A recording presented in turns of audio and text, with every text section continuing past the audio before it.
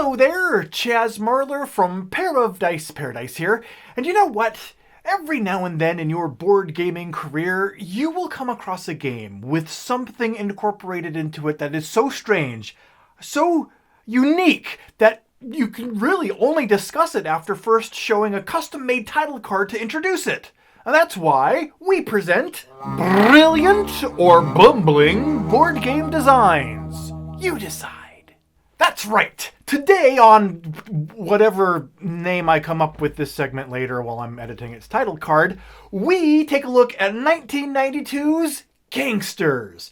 This is a game published by Avalon Hill and brought to my attention by viewer Jake B. Now, on the surface, Gangsters may seem just like your old school typical cops versus mobsters game of accumulating money through dubious means while occasionally gunning down your enemies. And they would be right. Well, mostly. Because yes, in this game, players will be recruiting gangsters into their family to increase the strength of their criminal empire, spreading their influence across the city, and periodically having their ranks thinned out by engaging in dice-driven gang warfare against their opponents or the cops in bloody shootouts. Typical gangster stuff. In that respect, this game has it all. Racketeers, gangs of ruffians, cops, alliances, bribery, shootouts, a map of the city, kibitzing, move retraction, time limits. Wow! But even so, that's not what makes this game worthy of whatever I eventually decide this segment is going to be called. Nope. That badge of honor is earned because in addition to all the game's standard components, cards, dice, play money, movement pawns, etc., each and every copy of this game also included a fully functional squirt gun. Because nothing goes together with finely printed paper and cardboard components better than streams of stagnant tap water haphazardly discharged across the room at one another while you play.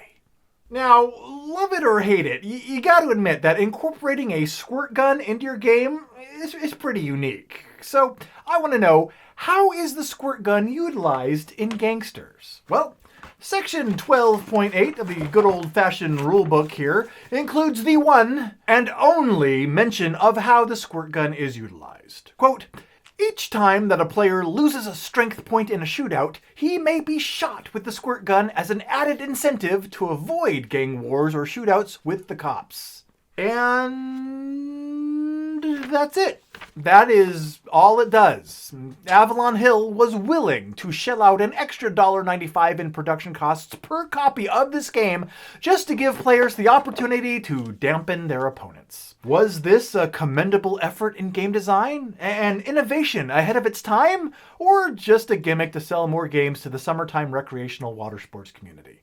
I don't know, but maybe you do. So tell me what you think in the comments below. And if you know of any games that include rules or pieces that are puzzling, I'd love to hear about them and perhaps cover them in a future installment of whatever this is that I've just done.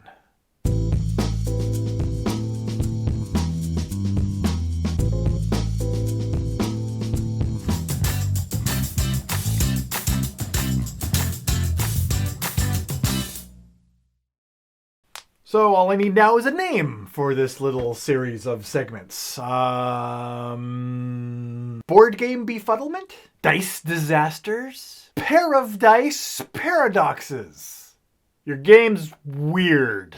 Watch it dismayed. Drive through, what did you do?